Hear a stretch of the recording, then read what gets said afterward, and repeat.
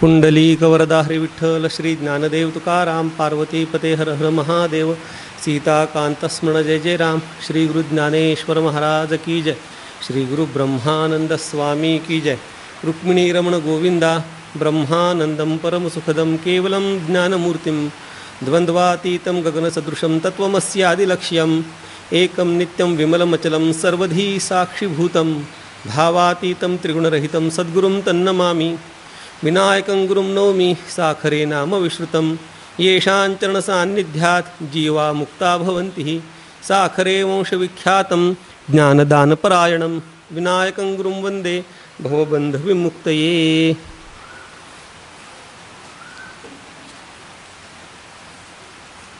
आज आपण गंगा लहरीच्या म्हणजे या दशहऱ्याच्या शेवटाकडे आपण आता चाललेलो आहोत।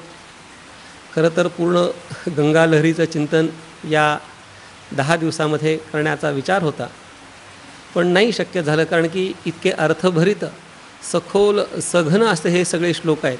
या सखोल सघन अर्थभरित श्लोकांचं एवढ्या 10 दिवसाच्या मर्यादेमध्ये चिंतन करणं हे अत्यंत अवघड आहे। अजूनही खूप चिंतनीय गोष्टी आहे। माझी बुद्धी केवढी, अभ्यास केवढा, आणि त्या बुद्धीच्या अभ्यासाच्या मनाने मी सांगणार काय। तरीसुद्धा जेवढं शक्य आहे तेवढा विस्तार करण्याचा मी प्रामाणिक प्रयत्न केलेला आहे, पण हे सर्व 52-53 श्लोक पूर्ण होऊ शकले नाहीत, त्यांचं चिंतन पूर्ण होऊ शकलं नाही। म्हणून जेवढे होतील तेवढं त्या सगळ्या श्लोकांचं आपण रविवारी दशहरा आहे, दशमी आहे, आणि त्या दशहऱ्याच्या दशमीच्या दिवशी आपल्याला या गंगा लहरी ग्रंथाची परिसमाप्ती करायची आहे। पूर्ण जरी झालं नाही चिंतन, तरी जेवढं होईल तेवढं सांगण्याचा आपण निश्चितपणे प्रयत्न करू। असो, कालपर्यंत आपण 13 श्लोकांचं चिंतन केलेलं आहे। आता आज आपण 14व्या श्लोकाच्या चिंतनाकडे वळणार आहोत। 14व्या श्लोकात पंडित जगन्नाथ सांगतात, स्खलन्ते स्वरलोके दवनितलशोकापहृतये जटाजूटग्रंथो यदिस विनबद्धा पुरभिदा आये निर्लोभानामपि मनसि लोभं जनयतां गुणानामेवायन्तव जननि दोषः परिणतः।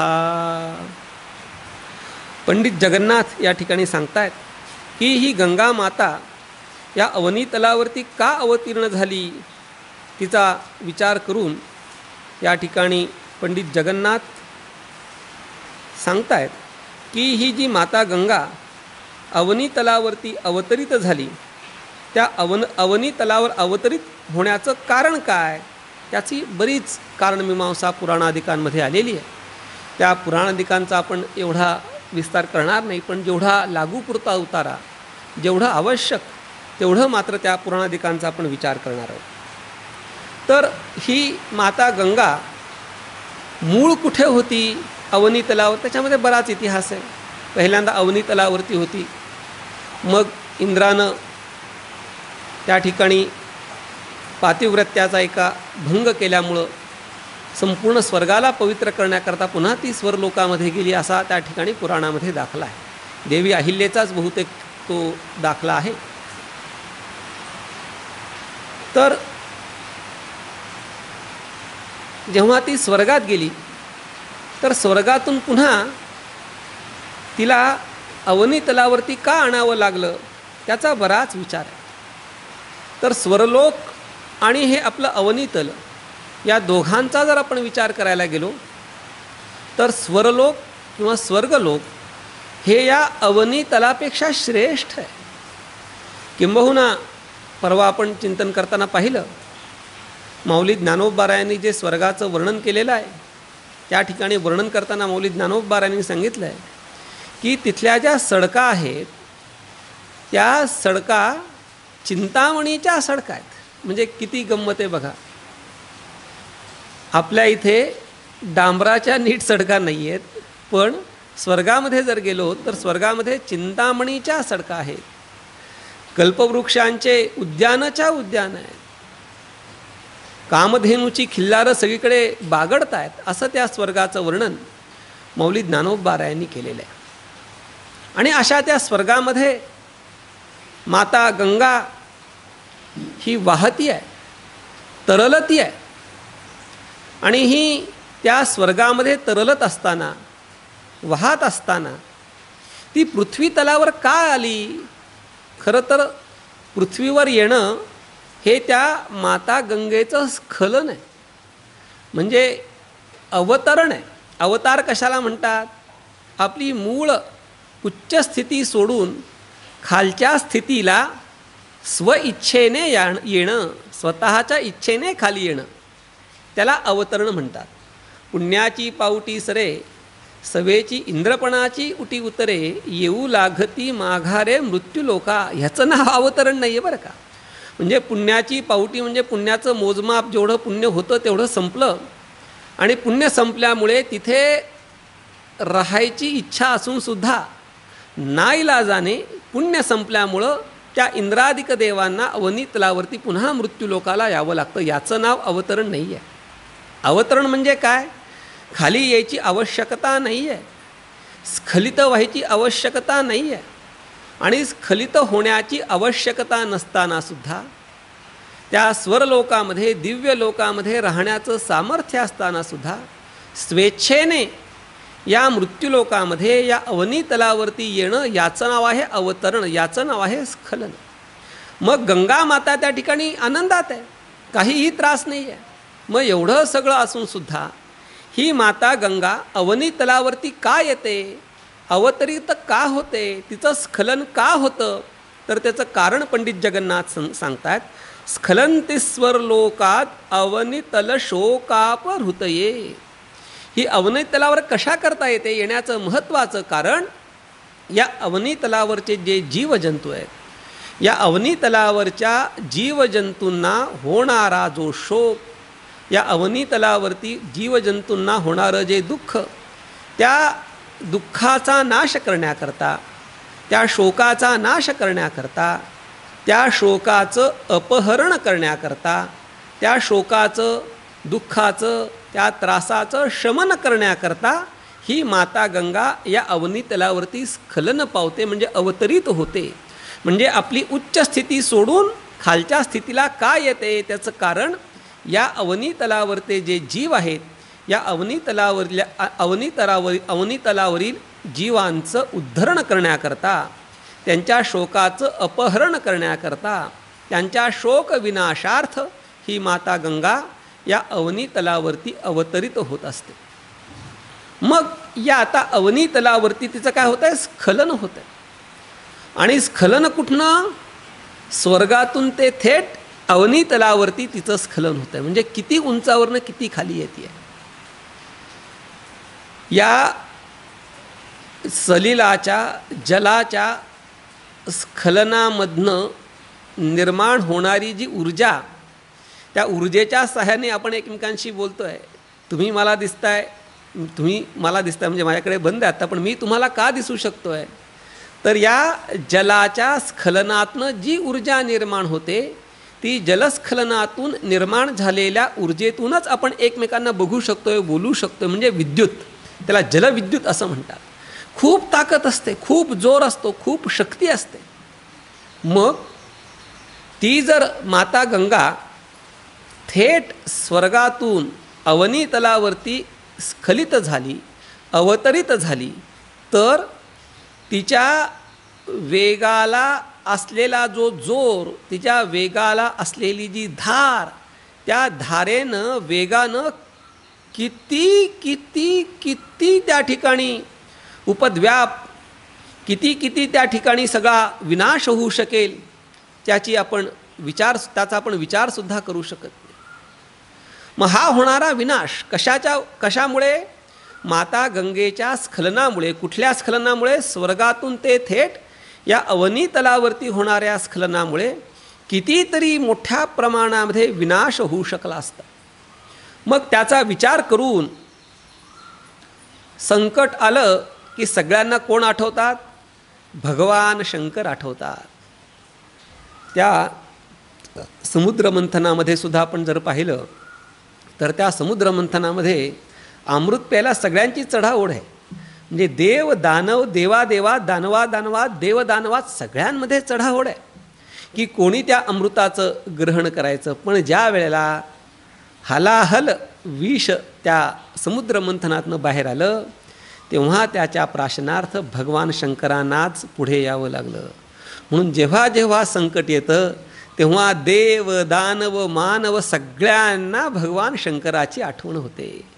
मग ज्या वेळेला माता गंगेचा तो जोरकस प्रवाह या अवनीतलाला पृथ्वी मातेला सहन होणार नाही असं सगळ्यांच्या लक्षामध्ये आलं तेव्हा त्या भगवान शंकराची प्रार्थना केली गेली.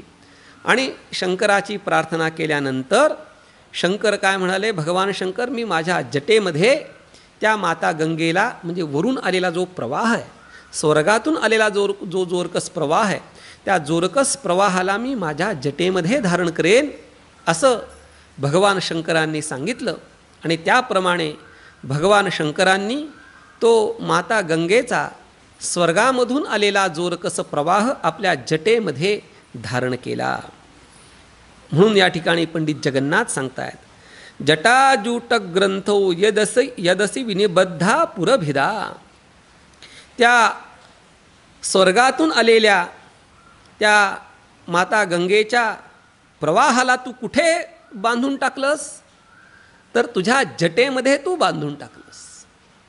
आणि त्याच्यामध्ये गंमत अशी आहे की त्या माता गंगेला एक अभिमान गर्व निर्माण झाला होता की मी किती जोरात वाहते, माझी तरलता किती वेगवान आहे.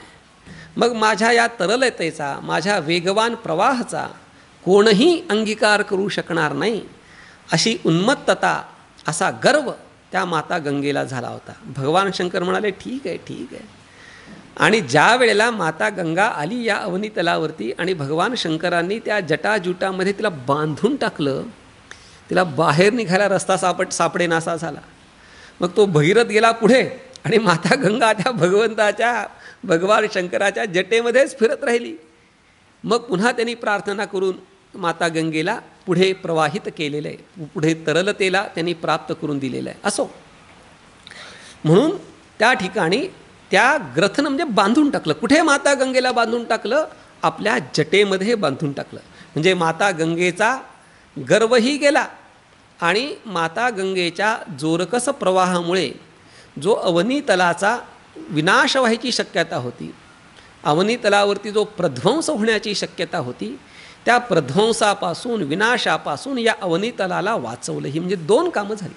एक गंगा मातेचं गर्वहरण झालं आणि दुसरं पृथ्वीच्या ठिकाणी अवनीतलावरती होणारा जो प्रध्वंस, त्या प्रध्वंसापासून या संपूर्ण अवनीतलाला वाचवण्याचं काम भगवान शंकरांनी केले. म्हणून सांगतायत जटाजूट ग्रंथो यदसी विनिबद्धा पुरभिदा. तिकडनं ती आलेली सगळ्याचा छेद करणारी अत्यंत जोरकस प्रवाह संपन्न अशी जी ती माता गंगा, त्या माता गंगेला तू तुझ्या जटेमध्ये बांधून टाकलंस. पुढे जाऊन सांगतायत ही माता गंगा, या माता गंगेचं सौंदर्य, या माता गंगेचं महात्म्य पंडित जगन्नाथ सांगतायत. अये निर्लोभानामपि मनसी लोभम जनयिता. शंकराने फक्त घेतलं आपल्या जटेमध्ये आणि एक तिचं स्पीड डाऊन, काही नाही.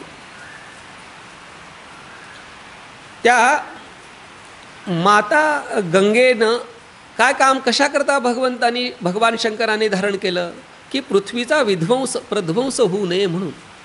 आली, ज्याला आता आमच्या इलेक्ट्रॉनिक्समध्ये ते ट्रान्सफॉर्मर्स असतात, स्टेप अप स्टेप डाऊन, ते मोठे मोठे DP असतात. ते DP काय करतात, एवढा मोठा HT लाईन, कितीतरी जोरकस प्रवाह, आणि त्या जोरकस प्रवाहाला हळू, थोडंसं बारीक, थोडंसं कमी करण्याचं काम ते ट्रान्सफॉर्मर्स करत असतात. त्याला आपण DP असं म्हणतो.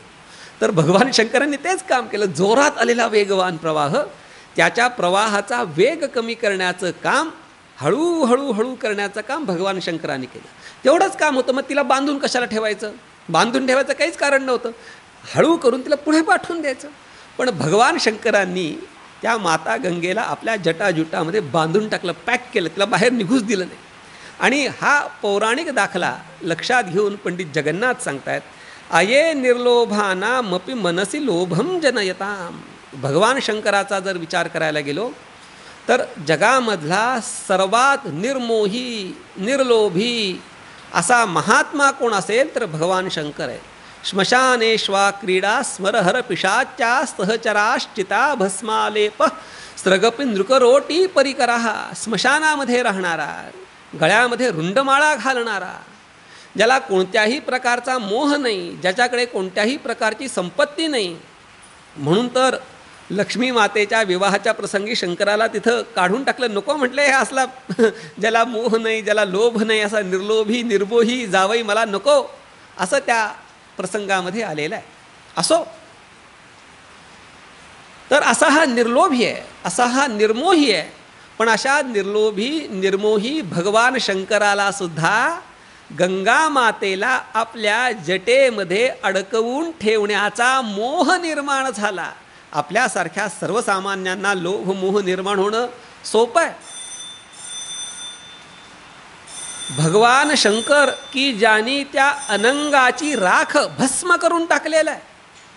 बराच पुढे त्याच्यामध्ये इतिहास आहे, कामदेव आणि रतीचा वगैरे, तो इतिहास आपल्याला बघायचा नाही. की ज्यांनी त्या कामदेवाचं भस्म करून टाकलंय, जाळून टाकलंय, अशा स्वरूपाचा हा निर्मोही महात्मा, निर्लोभी महात्मा.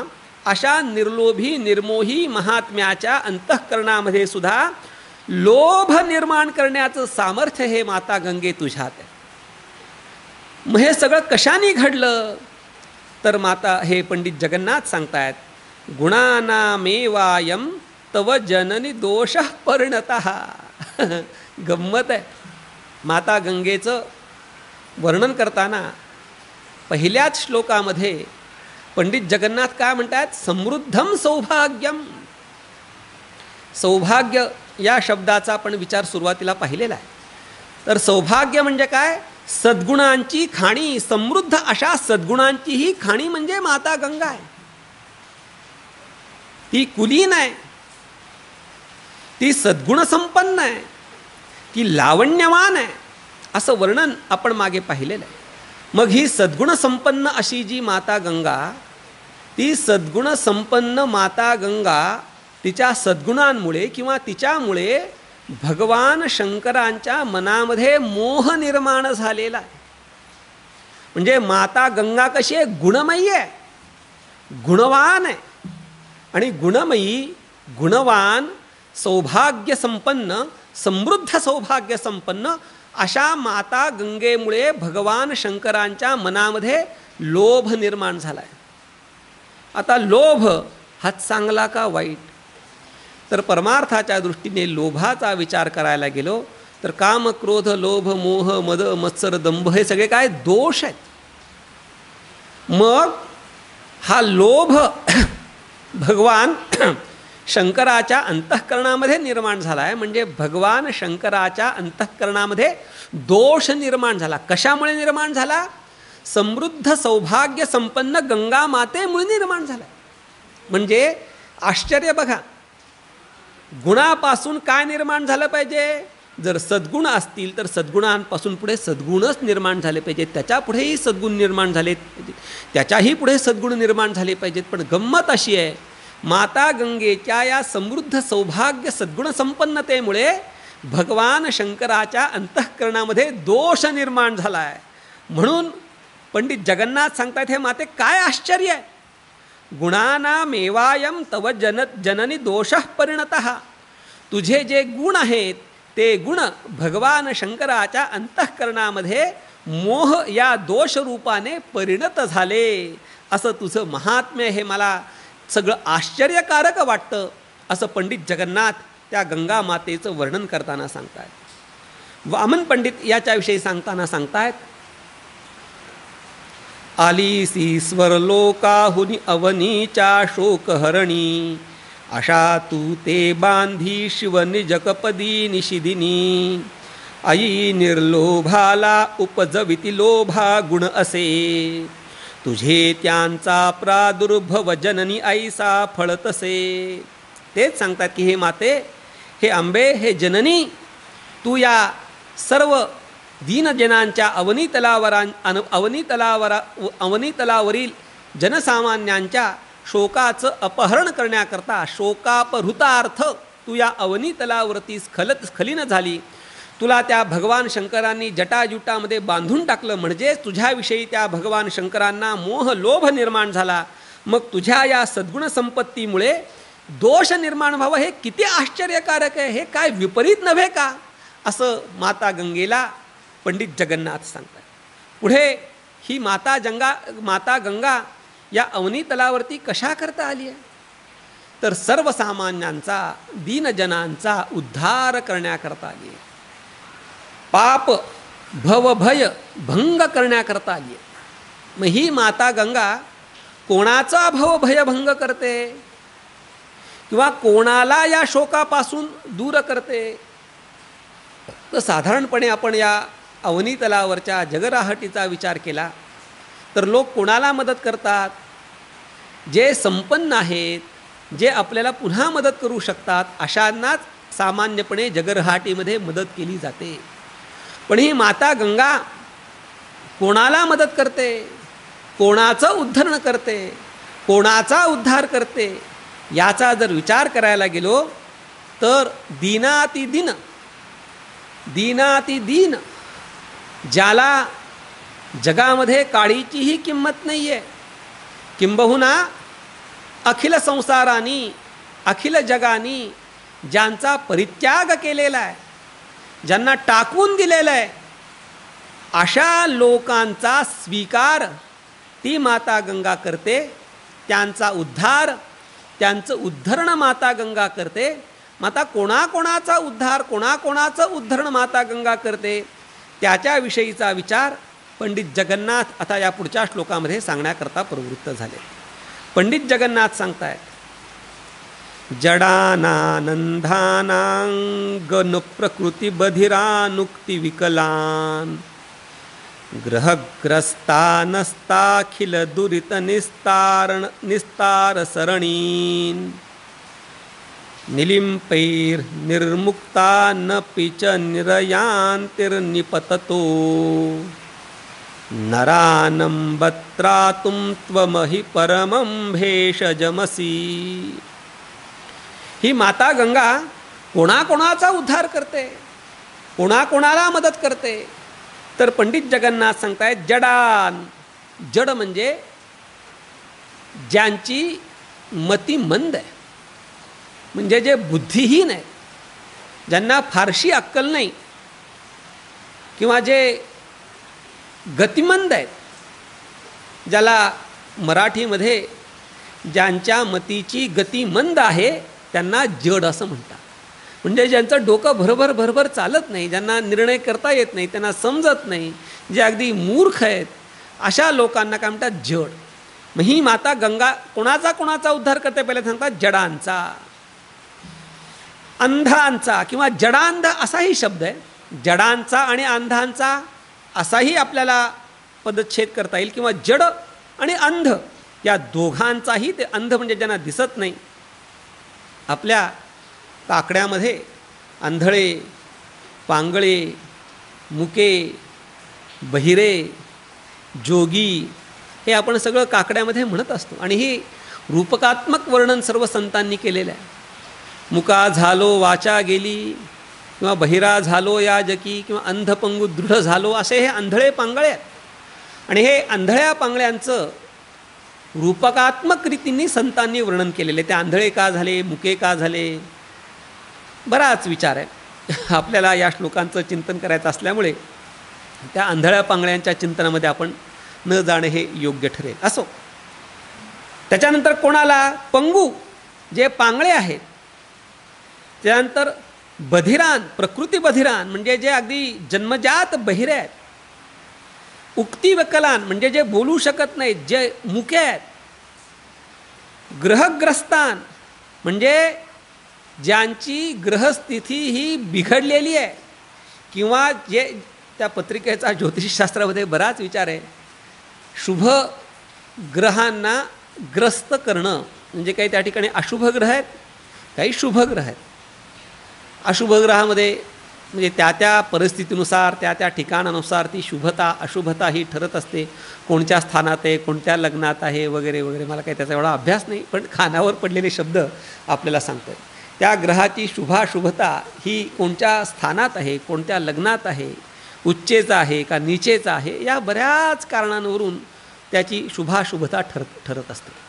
पण या ठिकाणी सांगतात की ज्याचे ग्रहग्रस्त म्हणजे ज्याचे शुभ ग्रह अशुभ ग्रहांनी ग्रस्त आहेत, म्हणजे खाऊन टाकलेले आहेत, झाकून टाकलेले आहेत. आणि ज्यांनी कितीही पाप निवृत्त करण्याचा प्रयत्न केला किंवा ही ग्रहग्रस्तता दूर करण्याचा प्रयत्न केला तरी ज्यांची ग्रहग्रस्तता ही दूर होत नाही आहे. पुढे जाऊन सांगतायत निलिंपैर निर्मुक्ता न पिच निरयांतर निपततो. निलिंप म्हणजे कोण? निलिंप म्हणजे देव. त्या गंगेचं वर्णन करताना ते रावणाने केलेलं शिवतांडव स्तोत्र आहे. त्या शिवतांडव स्तोत्रामध्ये निलिंप निर्झरी असं त्या गंगा मातेचं वर्णन. म्हणजे निलिंपी निर्झरी म्हणजे काय? देवांची जी पाणी, देवांचा जो झरा म्हणजेच माता गंगा, त्या निलिंप निर्झरी असं वर्णन रावणाने त्या रावणाच्या तांडव स्तोत्रामध्ये केलेलं आहे. आणि देवांनी सुद्धा ज्यांना सोडून दिलं आहे, म्हणजे देवादिकही म्हणतात की आमच्याकडनं ह्यांचा दोष, ह्यांची मुक्ती, ह्यांना आम्ही दुःखातनं सोडवू शकत नाही, हे गेले तर गेले, नरकात गेले, आम्ही ह्यांचं काही करू शकत नाही. म्हणजे ज्यांच्याविषयी देवादिकांनी सुद्धा आशा सोडून दिली आहे, नरकाच्या मार्गावर चालले, जाऊ द्या, आम्ही त्यांचं काही करू शकत नाही, अशा प्रकाराने देवांनी ज्यांना सोडून दिलेलं आहे, अशा सगळ्या लोकांचं, म्हणजे जे जड आहे, जे अंध आहे, जे बहिरे आहे, जे मुके आहेत, जे पांगळे आहेत, ज्यांची ग्रहदशा खूप वाईट आहे, देवसुद्धा ज्यांना आता वाचवू शकत नाही, अशा सगळ्यांना त्यांना होणाऱ्या त्रासातून, संकटातून जर मोचन करून घ्यायचं असेल, संकटातून जर त्यांना मुक्ती प्राप्त करायची असेल, तर त्या संकटारूपी रोगातून मुक्ती प्राप्त करून देणारं एकमेव औषध म्हणजे माता गंगा आहे. म्हणून पंडित जगन्नाथ सांगतायत नरानंबत्रातुम त्वमिह परमं भेषजमसी. हे माता गंगे, या सर्व लोकांना दुःखापासून किंवा दुःख रोगातून जर मुक्त करायचं असेल तर तूच एकमेव औषध आहे किंवा तूच एकमेव मार्ग आहे की जी या सगळ्यांना, म्हणजे अंध, पांगळे, मुके, बहिरे, कमनशिबी, मंदबुद्धीचे, या सगळ्यांना त्यांच्या भवरोगातून, दुःखरूपी रोगातून तारण्याचं एकमेव औषध हे माता गंगे तू आहेस. अशी तुझी महती आहे. म्हणजे तू सर्वसमावेशक, सर्व कल्याणदात्री, सगळ्यांचं कल्याण करणारी, सगळ्यांचं मंगल करणारी, सगळ्यांचं शिव करणारी अशी तू आहेस, असं त्या माता गंगेचं वर्णन पंडित जगन्नाथ या 15व्या श्लोकामध्ये करत आहे. पुढे त्या गंगेचं स्वरूप नेमकं कसं आहे, त्या स्वरूपाचं वर्णन करण्याकरता पंडित जगन्नाथ आता प्रवृत्त झालेले आहेत. 16व्या श्लोकामध्ये पंडित जगन्नाथ सांगतायत स्वभावस्वच्छानां सहज शिशिराणां मयमपा मपारस्ते मातर जयति महिमा कोपि जगती मुदायंगायन्ति द्युतलमनवद्युतिभृतः समासाद्याद्यापि स्फुटपुलकसांद्राः सगरजाः. या माता गंगेचं स्वरूप आता पंडित जगन्नाथ या 16व्या श्लोकामध्ये सांगण्यासाठी प्रवृत्त झालेले आहेत. पंडित जगन्नाथ सांगतात ही माता गंगा कशी आहे? स्वभाव स्वच्छानां. ही माता गंगा स्वच्छ आहे, निष्कलंक आहे. कोणत्याही प्रकारची घाण, कोणत्याही प्रकारची अस्वच्छता, कोणत्याही प्रकारचा कलंक या माता गंगेच्या ठिकाणी नाही आहे. आणि ती स्वच्छ निष्कलंक कशी आहे?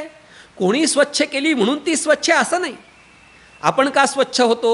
आपली आई आपल्याला लहानपणी आंघोळ घालते म्हणून.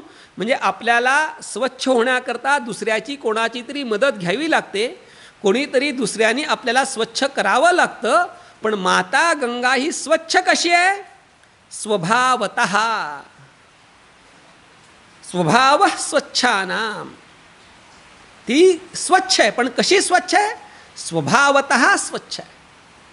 आता आपल्या भारत सरकाराने नमामि गंगे अभियान सुरू केलेलं आहे आणि खूप महत्त्वाची गोष्ट आहे, खूप आनंदाची गोष्ट आहे, खूप आनंददायी गोष्ट आहे की नमामि गंगेसारखं अभियान हे सरकार राबवते. मी कोणत्या पक्षाचा प्रचार प्रसार किंवा त्यांच्या निवडणुकीची ध्येय धोरणं सांगायला या ठिकाणी बसलेलो नाही आहे. मी माता गंगेचं वर्णन करण्याकरता, माता गंगेच्या स्तुतीने आपली वाणी पूत करण्याकरता मी या ठिकाणी बसलेलो आहे किंवा मी प्रवृत्त झालेलो आहे.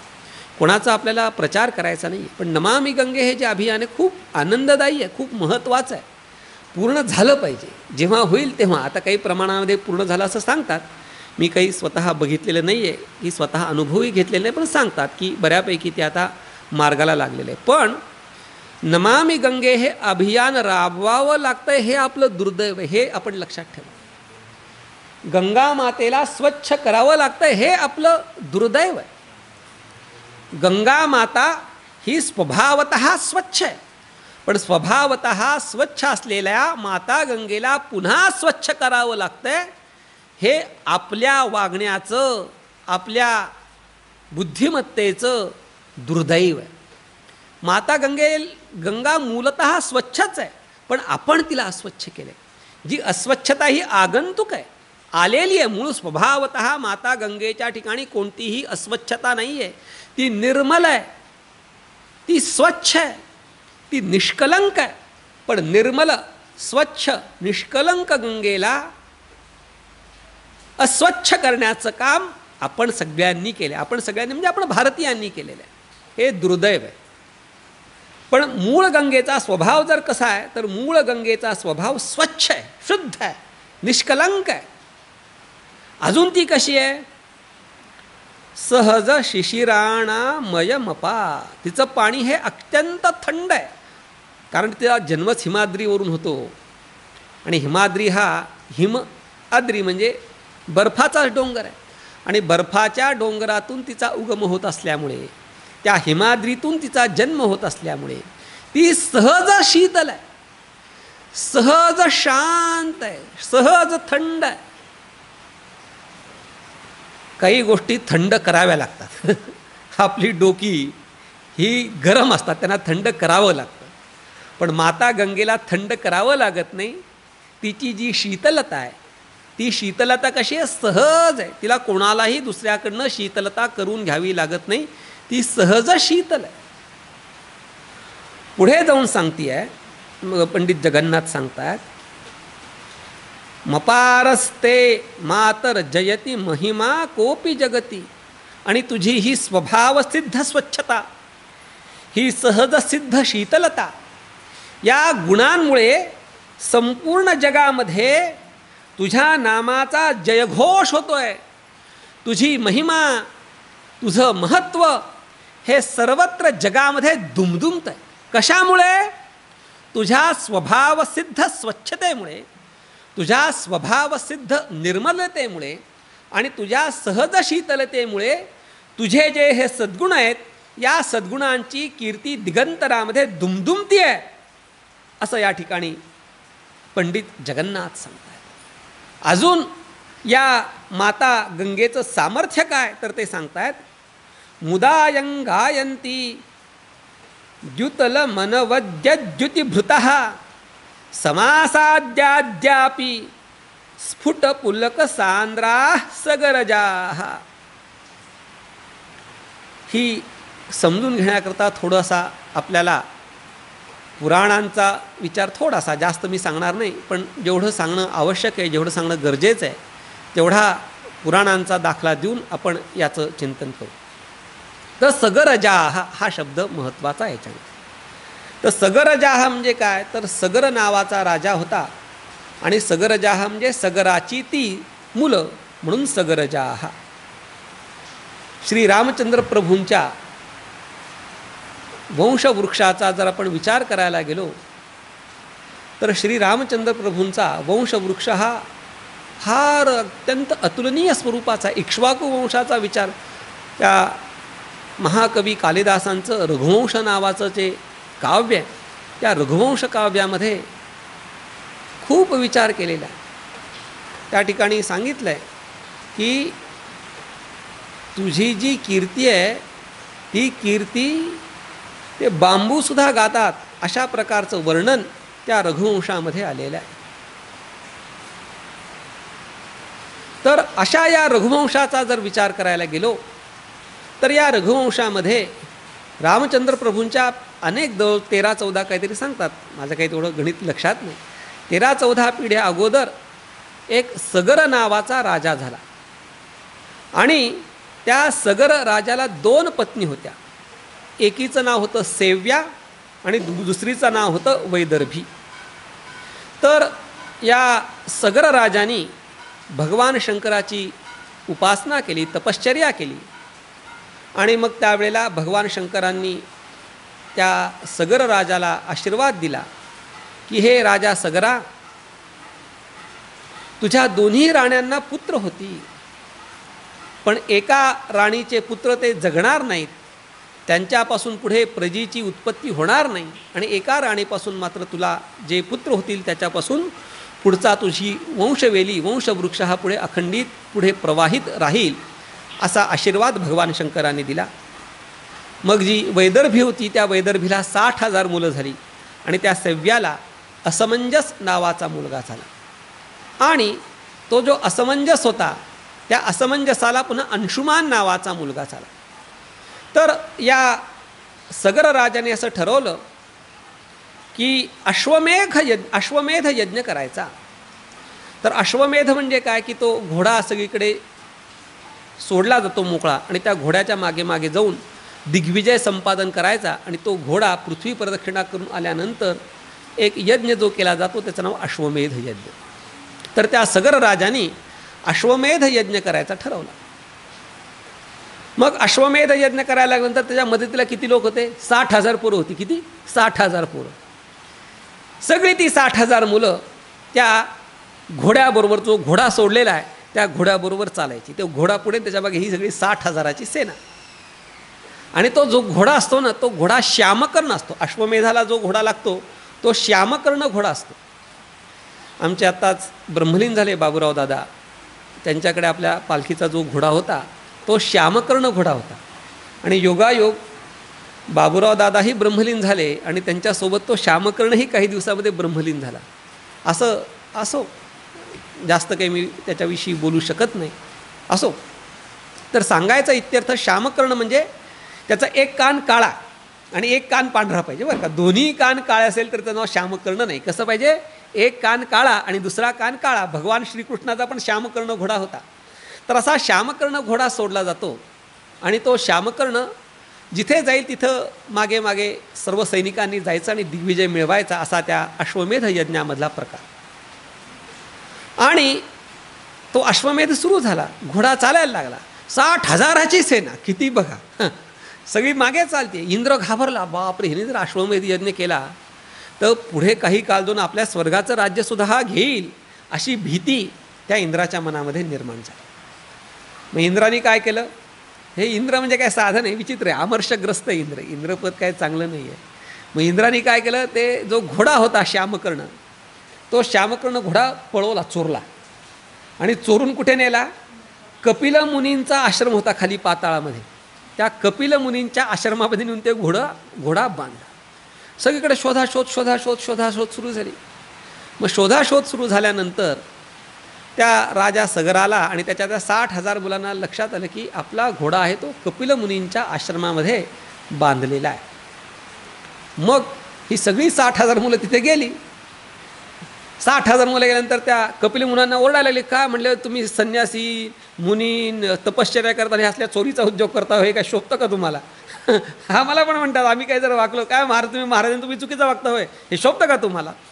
असं लोक म्हणतात. म्हणजे चांगल्या वागणाऱ्या माणसाला थोडी जरी चूक झाली तर लोकांना नाही सहन होत. त्या मुनींना लोक हे सगळे 60,000 मुलं गेली आणि 60,000 मुलं जाऊन त्या मुनींना निर्भत्सना करायला लागली. हे काय, तुम्ही काय चोरी करता? तुम्ही संत म्हणवता, तुम्ही ऋषी म्हणवता ना, असली घोडं चोरता आमचं, हे काही बरोबर नाही. ते घोडं खरं तर कपिल मुनींनी चोरलेलं नव्हतं. ते कोणी इंद्राने चोरून आणून तिथं बांधलं. मग कपिल मुनींना राग आला. मग राग आल्यानंतर कपिल मुनींनी तपस्सामर्थ्याने ती 60,000 मुलांचं भस्म करून टाकलं. इकडं राजा सगर वाट बघत होता की आपली ही 60,000 मुलं त्या घोडा आणण्याकरता गेली आहेत, श्यामकर्णाला आणण्याकरता अजून कशी नाही आली. मग ते शोधाशोध केली पण काही मिळालं नाही. आणि जो असमंजस नावाचा त्याचा मुलगा होता राजा सगराचा, तो जरा विचित्र होता, वागायला योग्य नव्हता, म्हणून त्याला त्यांनी हाकलून दिलेलं असतं. आणि त्याचा मुलगा आहे अंशुमन. आणि हा अंशुमान मात्र सत्प्रवृत्त होता. मग तो राजा सगर त्या अंशुमानाला पाठवतो की बाबा हे तुझे काका कुठे गेले तेवढं शोध. मग शोध करता तो जातो आणि ते कपिल मुनींच्या आश्रमामध्ये जातो. तो पातालामध्ये पार खाली. मग तिथे गेल्यानंतर त्याला लक्षात येतं की आपले हे 60,000 काका इथं भस्म होऊन पडले. मग ते अंशुमन कपिल मुनींची प्रार्थना करतो आणि प्रार्थना करून त्यांना म्हणतो की माझ्या या पितरांना तुम्ही मुक्त करा. हे राग करून टाकले त्यांचं, मला सगळं त्यांना चांगली गती प्राप्त झाली पाहिजे, याच्याकरता काहीतरी उपाय सांगा. मग ते कपिल मुनी सांगतात की बाबा रे, तू जी गंगा माता आहे त्या गंगा मातेचा ओघ, गंगा मातेचं पाणी जर तू यांना तर्पण केलंस, यांचं तर्पण कशाने करायचं? माता गंगेच्या पाण्याने, जी स्वर्गस्थ आहे त्या स्वर्गस्थ माता गंगेच्या पाण्याने तू जर ह्यांचं तर्पण केलंस तरच ह्यांना या सगळ्या ह्याच्यातनं मुक्ती प्राप्त होऊ शकेल. पितर जर चांगल्या गतीला गेले नाही तर आपल्याला नीट जगू देत नाहीत बरं का. आपल्याला जर नीट जगायचं असेल तर आपल्या पितरांना सद्गती प्राप्त झाली पाहिजे.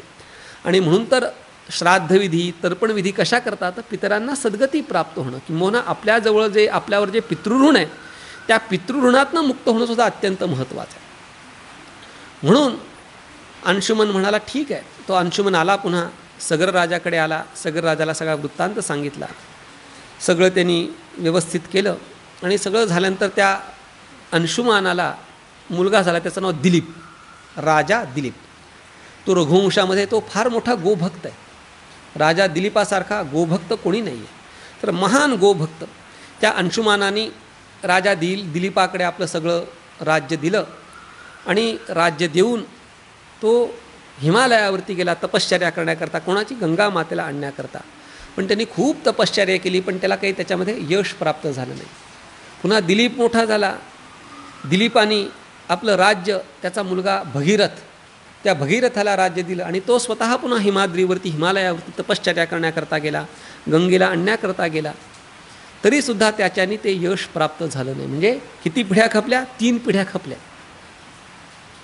सगर असमंजस, तो असमंजस काय त्यामध्ये नव्हता, पण अंशुमन आणि दिलीप या 4 पिढ्या संपल्या तरी माता गंगा स्वर्गाहून अवनी तलावरती आली नाही. त्यामुळे त्यांचे जे ते 60,000 पितर होती, ती 60,000 मुलं कोणाची?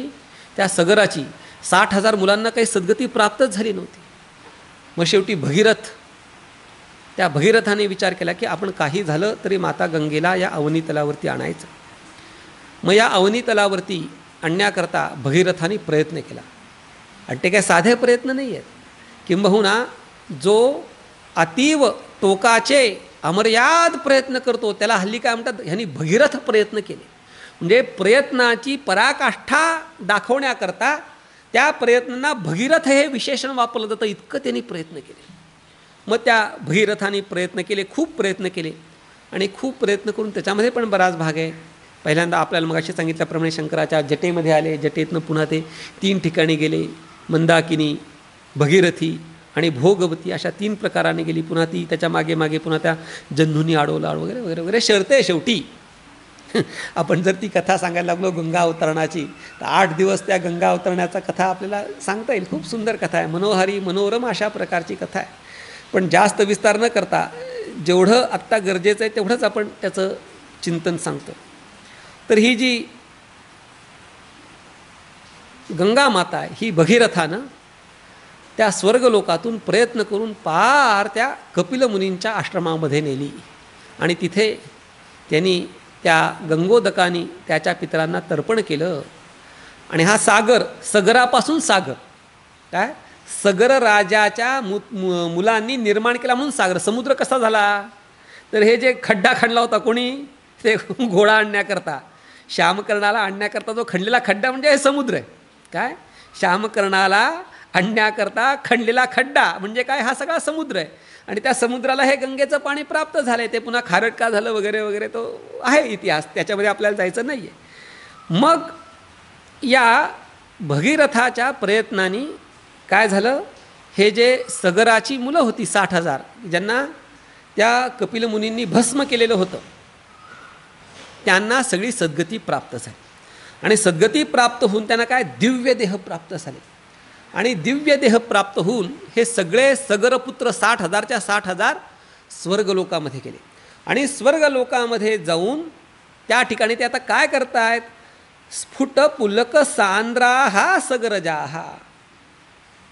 आनंद ज्या वेळेला होतो, एखादी आनंदाची गोष्ट जर आपल्याला कळली तर काय होतं, आपल्या अंगावरचे जे हे केस आहे त्याला काय म्हणतात पुलक, ज्याला मराठीत काय म्हणतात रोम. मी पुलकित झालो म्हणजे मी रोमांचित झालो. म्हणजे हे सगळे सगरज ही 60,000 मुलं स्फुट पुलक सांद्र झाली म्हणजे अत्यंत पुलकित रोमांचित झाली. आणि रोमांचित होऊन आनंदित होऊन ती गातायत.